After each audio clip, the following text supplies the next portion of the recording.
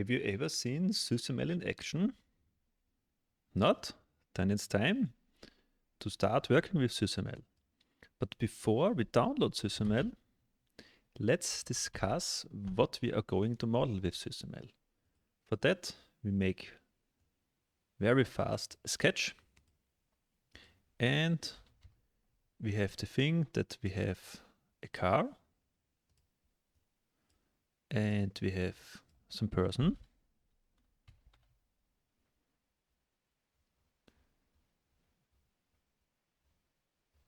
Okay, let's just take this person here. Let's scale everything a little bit to the right.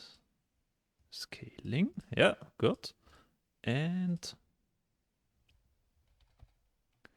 then we use this Wi-Fi as import because this fits here really well. Change the color. And now I think it's clear what we are going to model. We have the case that we have some person who wants to have fun with a radio-controlled car, and we are going to model this radio-controlled car here and the interaction with our operator here.